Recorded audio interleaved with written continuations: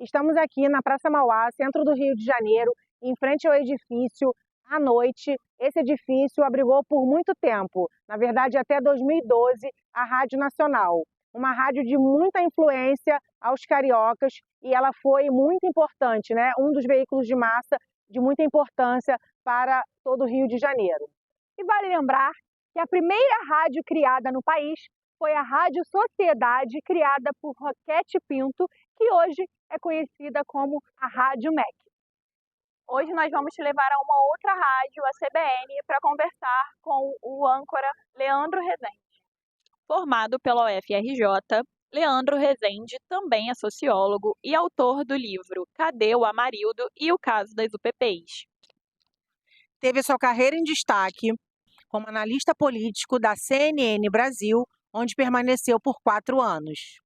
E atualmente o Leandro é âncora e apresentador do jornal CBN Rio, na Rádio CBN, junto da Bianca Santos. Ele também é vascaíno, imperiano, amante de samba e da cultura popular.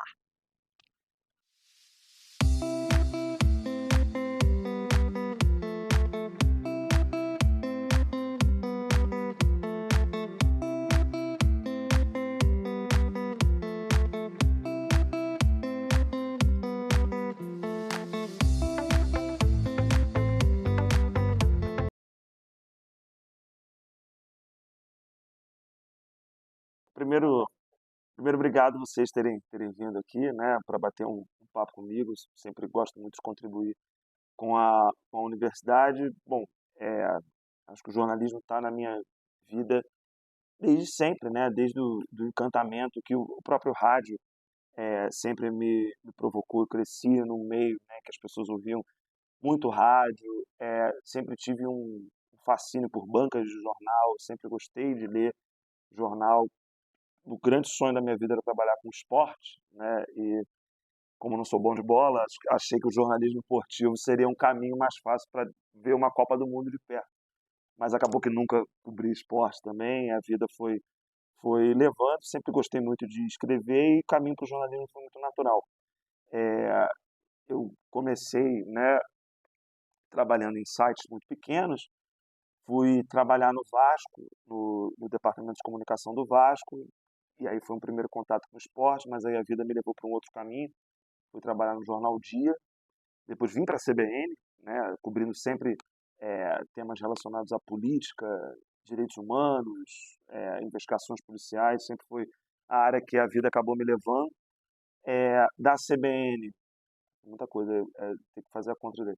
Da CBN eu fui para a agência Lupa, e aí eu fui trabalhar com fake news, com combate à desinformação durante a eleição de 2018, né, a eleição que levou o ex-presidente Bolsonaro para o poder, e foi uma eleição em que esse tema da desinformação foi muito latente na sociedade brasileira. Trabalhei 2 anos na Lupa, vi a agência crescer muito no combate à desinformação, e dali saí para voltar a fazer reportagem, fui para a revista Veja. Trabalhei lá por 1 ano, e aí fui convidado para ajudar a criar a CNN aqui no Brasil, né, criar esse canal de referência de informação. Entrei lá como produtor, me tornei analista de política, morei em São Paulo durante um tempo e voltei agora para a CBN, né, para minha terceira casa na profissão, né, que foi a CBN, um lugar que gostei muito de trabalhar, e eu voltei como âncora do CBN Rio e estou aqui desde janeiro, dividindo com a Bianca, que eu já conhecia desde um tempo atrás, né? Era repórter e aí me tornei âncora, uma função diferente, mas estamos aí. Mais ou menos esse foi o sobrevoo aí da carreira.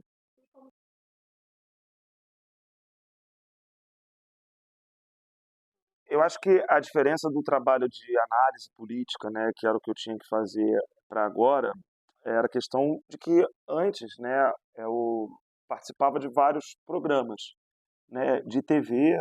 Tem uma questão física também, né, porque TV a gente faz em pé, e na CNN, né, eu ficava muito tempo em pé, então agora eu fico muito tempo sentado. É uma diferença física boba, mas é objetivo.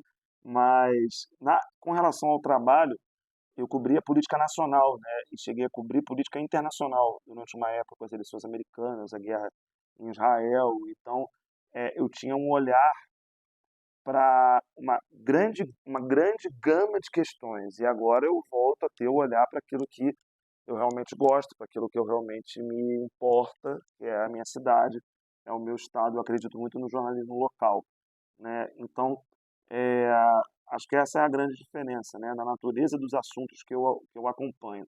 Continuo, como analista, né, eu sempre me recusei a ser um comentarista de notícias, de dar a minha opinião sobre os temas, né? Eu acho que hoje o jornalismo tem um espaço para trazer opinião. Aqui no CBN Rio, dou opinião, eventualmente, mas uma opinião, para mim, que precisa ser lastreada em apuração, em fatos. Então, eu sou um apurador muito constante, né? Mesmo feriado, sábado, eu gosto de notícia exclusiva, eu gosto de furo de reportagem, eu gosto de reportagem bem apurada, bem produzida. Então, eu não considero que eu era um analista que só comentava, nem sou um âncora que só apresenta. Eu preciso trazer notícias novas, apurar, conversar de prefeitos a defensores públicos, de deputados estaduais a senadores, a médicos, a especialistas, a gente que possa contribuir, né, bem com o noticiário e buscar em transparência, em documentos, produzir investigações. Agora, estou meio sem tempo de produzir as de longo prazo, né, que é o que eu sempre gosto de fazer. Vou ter que parar de reclamar também e dar o meu jeito. Mas, assim, de fazer aquilo que eu sei fazer melhor, né? Mas acho que é isso, né? Tem essa diferença dos assuntos, e a minha preocupação sempre foi não só opinar, né? Eu me solto mais hoje opinando, mas eu tenho um compromisso muito grande com a boa apuração, né? Com notícia exclusiva, que é aquilo que eu gosto de fazer.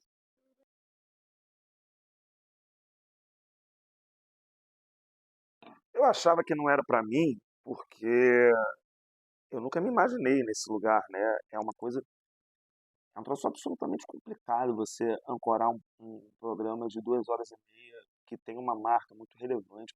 Muitos jornalistas muito grandes passaram por aqui, né? E a gente se sente pequeno, né? De começar uma trajetória na ancoragem, no rádio, que é uma coisa tão cara para o público do Rio de Janeiro, que você desenvolve tantas afinidades com o teu público. É o meio de comunicação que você está mais próximo das pessoas, né? Eu recebo mensagens de ouvintes que têm por hábito começar o dia me ouvindo.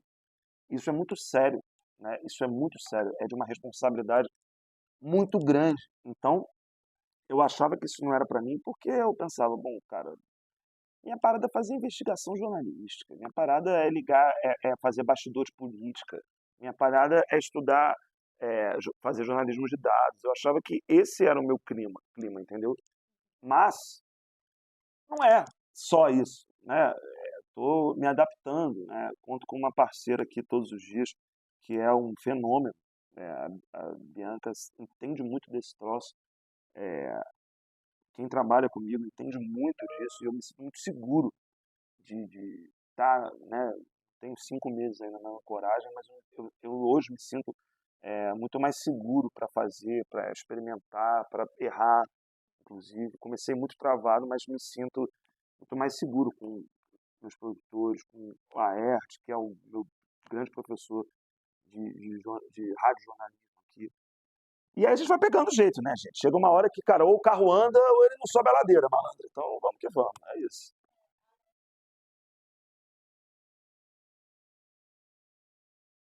Trabalhoso, cansativo, mas muito prazeroso também, porque eu sempre quis ser jornalista, né? Sempre quis ser. E a sociologia, as ciências sociais, elas aparecem para mim um absoluto acaso da vida. Eu fiz o vestibular da Fundação Getúlio Vargas num dia de Vasco-Flamengo, eu sou vascaíno, e fiz é, o vestibular para me preparar melhor para o vestibular de outras universidades, né? Fiz assim, me inscrevi para ir me testando no ambiente de prova e tal. E por que eu falo que ser um dia de Vasco-Flamengo foi uma honra? É importante, porque calhou da redação do vestibular com o tema futebol. Aí eu deitei os cabelos, né? Escrevi direitinho e acabei passando em primeiro para Ciências Sociais, com uma bolsa de 100%. E aí eu falei, cara, sei lá, vou tentar. Vou tentar fazer as duas ao mesmo tempo, porque a UFRJ era de tarde, a FGV era de manhã, e aí a UFRJ teve uma grande greve, e aí acabou que eu adiantei a FGV, e aí uma eletiva foi com a outra, acabou que eu fiz as duas faculdades ao mesmo tempo. E aí eu virei um sociólogo por acidente, né? Total acidente.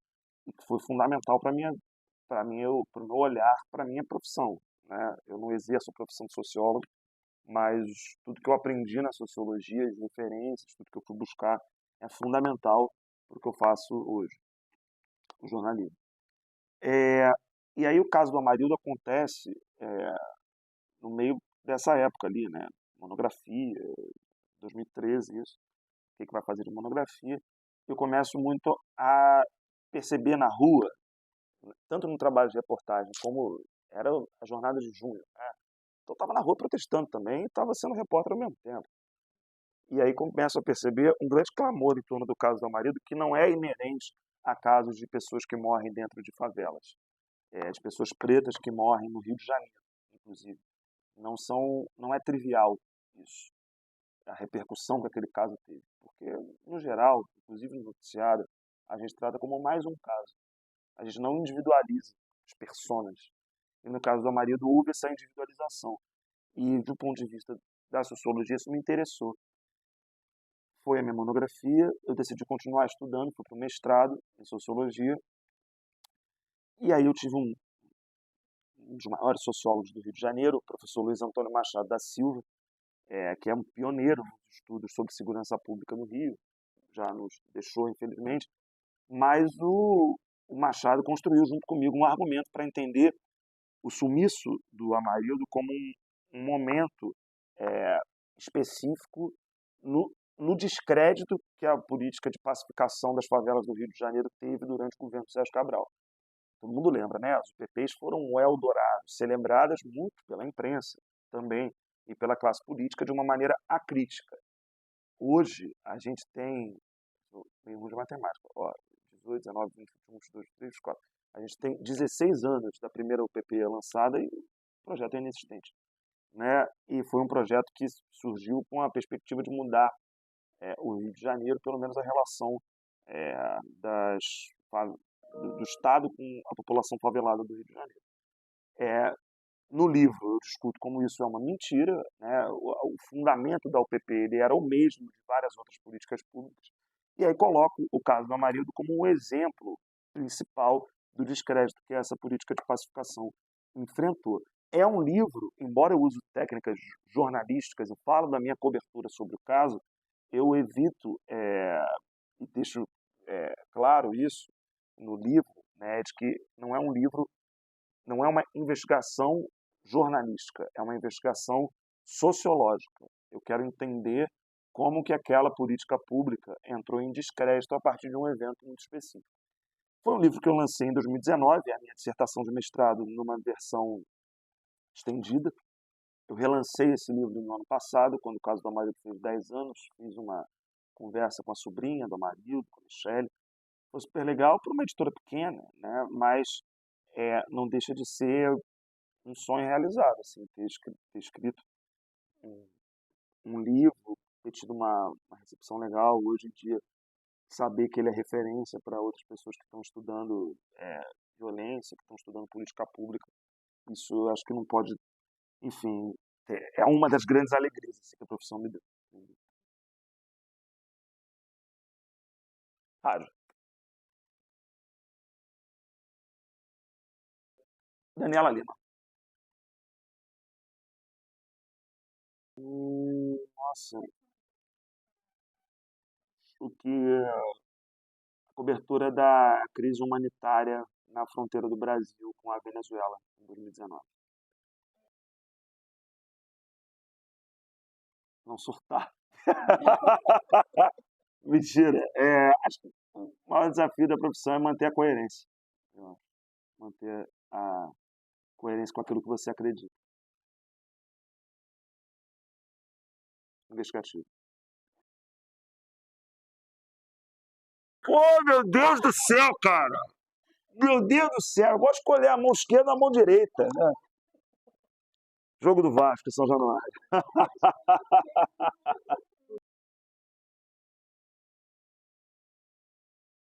Leiam, leiam não só, é evidente, né? Leia jornais, revistas, leia jornalismo, mas consumam literatura. Tenho me assustado com muitos erros de português mesmo, coisas mal escritas, ideias pouco concatenadas. Leiam literatura.